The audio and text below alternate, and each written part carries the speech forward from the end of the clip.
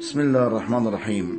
این ماه مبارک رمضان بزرگترین فرصتی که ما داریم برای دعا کردن است. فرصت خیلی خوبی برای دعاست. ماهی که در آن دعا رسول الله صلی الله علیه و سلم فرموده هر روز برای روزدار یک دعا حتما قبول میشه.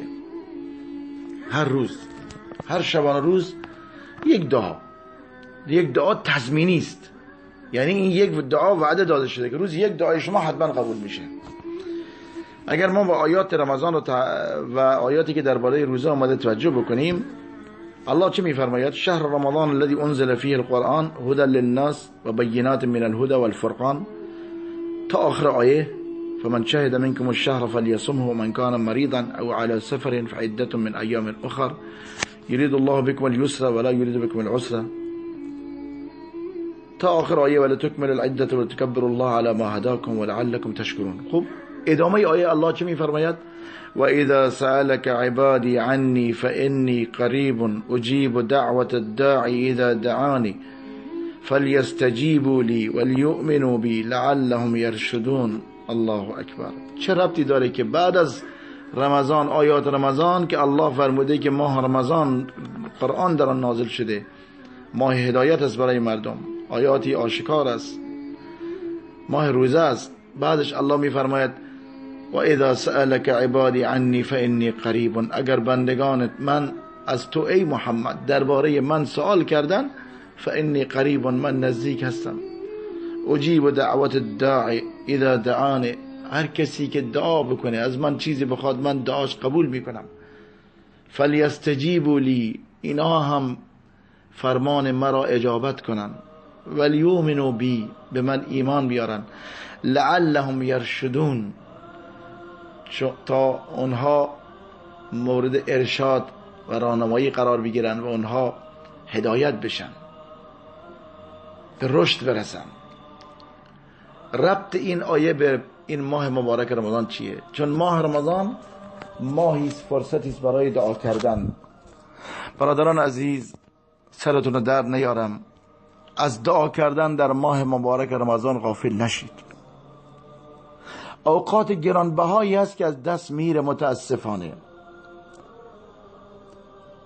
رسول الله صلی الله علیه وسلم فرموده ثلاثه لا ترد دعوتهم، سه کس دعاشون رد نمیشه. سه کس دعاش رد نمیشه: دعای مسافر، دعای روزدار، دعای مظلوم. اینا دعاشون ردخور نداره. لا ترد دعوتهم، دعاشون رد نمیشه، مردود نمیشه. اینا دعاشون قبول میشه. کسی که مسافر هست، کسی که روزه است، کسی که مظلوم است. ما امروز روزه هستیم، چقدر این فرصت ها از دست میره، ما دعا نمی کنیم. ما چقدر حاجت داریم. نیازهاتون رو بگید.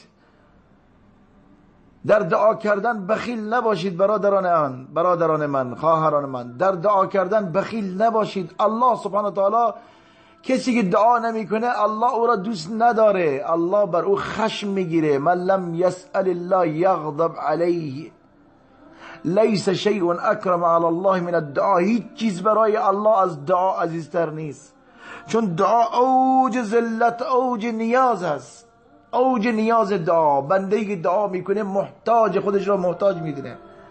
ما همه محتاج الله هستیم، ما نیازمندیم، نیاز داریم به الله. ما بندگان فقیری هستیم. یا ایها الناس انتم الفقراء، انتم الفقراء الى الله. شما همه محتاج الله هستید. والله هو الغنی. الله بی نیازه، الله به ما نیاز نداره. من تو نیازمندیم. چرا در دعا کردن کوتاهی میکنیم برادران عزیز؟ ماه رمضان، زبان روزه با دهان روزه، اوقات گرانبهایی که الله وعده داده هر روز برای بندگان یک دعایی را تضمینی قبول میکنه. چرا دعا نمی کنیم؟ مگر نیاز نداری؟ تو که مشکل داری، تو که بچت میخوای هدایت بشه، تو میخواد همسرت هدایت بشه، تو که بچه میخوای، تو که شفا میخوای، تو که همسر میخوای، دنبال زن میگری، دنبال شوهر میگری، تو که دنبال کار میگری، تو که پریشانی، تو که غصه داری، تو که کارت گیره، تو که زندانه، تو که زندانی داری، تو که بدهکار هستی. همه محتاجیم، همه محتاجیم. دعا بکن، وقت در طول روز دعا بکن، اوقات گرانبهای دعا، وقت سحر وقت قبولی دعاست. این اوقات چقدر داره تلف میشه. رسول الله صلی الله علیه وسلم میفرماید وقتی 1/3 از شب گذشت، الله سبحانه تعالی 1/3 از شب گذشت، در 1/3 آخر شب، یعنی از ساعت 1 تا سحر، در 1/3 آخر شب الله جل جلاله به آسمان دنیا نزول میکند، نزولی که شایسته اون ذات عظیم است، نزولی که کیفیتش ما نمیدونیم، اونجوری که لایق و شایسته است. الله سبحانه تعالی به آسمان دنیا میاد، ندا میزنه هل من مستغفر، کسی هست طلب استغفار بکنه من گناهش ببخشم؟ هل من سائل، کسی هست که سوالی داشته باشه، حاجتی داشته باشه، کسی هست طلبی داشته باشه، دعایی بخواد، کسی هست از من چیزی بخواد؟ اونایی که محتاج هستن در خواب هستن، در غفلت هستن، تو زمین بازی هستن، پشت تلویزیون هستن، در لهو لعب هستن، اون کسی که بی نیاز داره التماس میکنه از بندگانش التماس میکنه بندگان من کسی هست که از من طلب مغفرت بکنه؟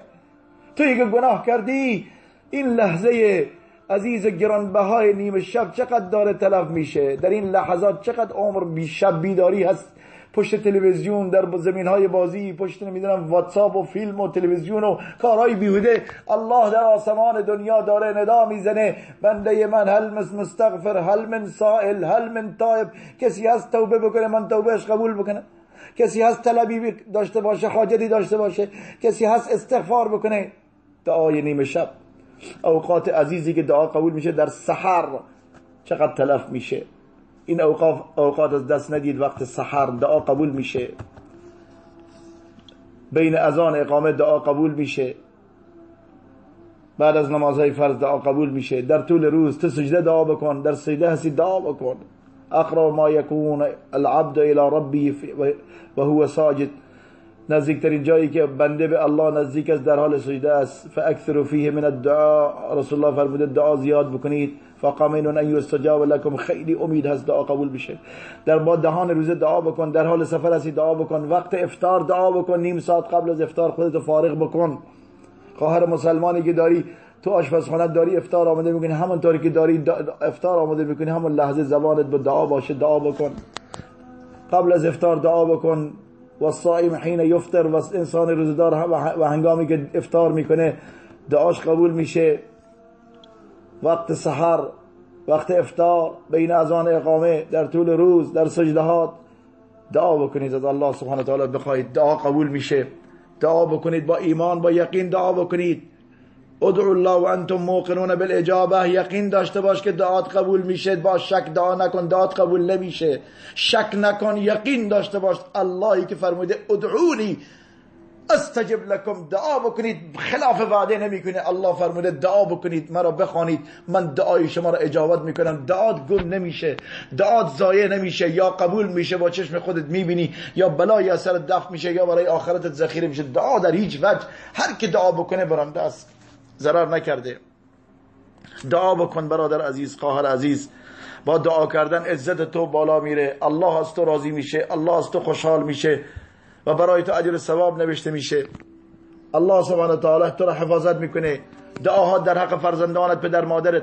بیشترین کسانی که نیاز به دعا دارن مردگان هستن، پدر مادران. در فراموش نکنید. اونایی که در زیر قبر هستن، خرواری خاک خوابیدن، منتظر هستن دستی بلند بشه براشون دعای مغفرت بکنید. برای مردگانتون دعا بکنید.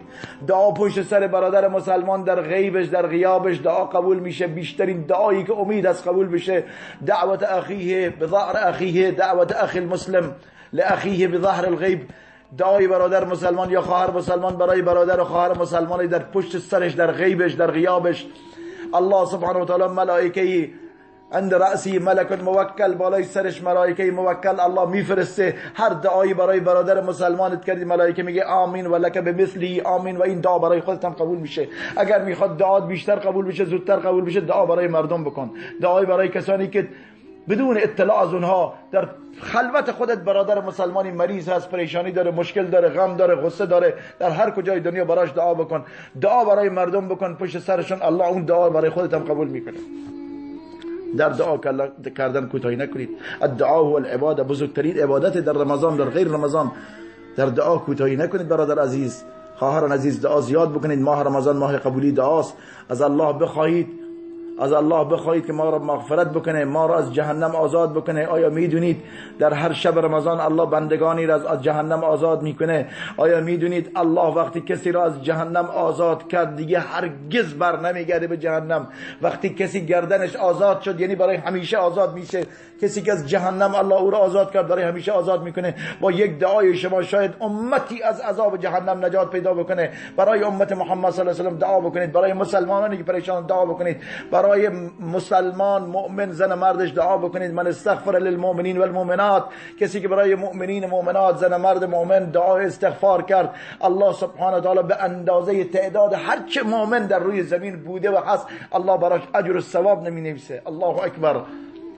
فقط در وقت حاضر ما 2 میلیارد مسلمان داریم. اگر برای 2 میلیارد مسلمان تو فقط دعای مغفرت بکنی 2 میلیارد ثواب برات نوشته میشه. از زمان حضرت آدم تا روز قیامت چقدر مؤمن مسلمان هست؟ اگر دعای مغفرت بکنید برای اینها الله به تعداد اونها به شما اجر و ثواب میده. برادران عزیز در دعا کوتاهی نکنید. رمضان ماه دعاست. دعا بزرگترین عبادت. الله وعده داده دعا را قبول میکنه. دعا بکنید با یقین. دعا بکنید با اسما و صفات الله. یا رحمان، یا حی، یا قیوم، یا ذل الجلال و الاکرام، یا رحمان، سه بار یا ارحم الراحمین، یا ارحم الراحمین. دعا بکنید با حمد و ثنای الله. الحمدلله رب العالمین. دعا بکنید با صلوات بر رسول الله. اللهم صل علی سیدنا محمد. در آخر دعا صلوات بر رسول الله صلی الله علیه و آله بفرستید. در وسط دعا صلوات بر رسول الله صلی الله علیه و آله بفرستید. آخر دعا آمین بگویید. آمین، نه آمین. آمین یعنی یا الله اجابت بکن. کسی که آمین میگه مهر تایید خورده، دعاش قبول میشه. و یقین بکن دعاتون قبول میشه. در این ماه رمضان انسان روزه‌دار با دهان روزه دعاش قبول میشه. دعا بکنید الله دعای ما و شما را قبول بکنه. بسم الله الرحمن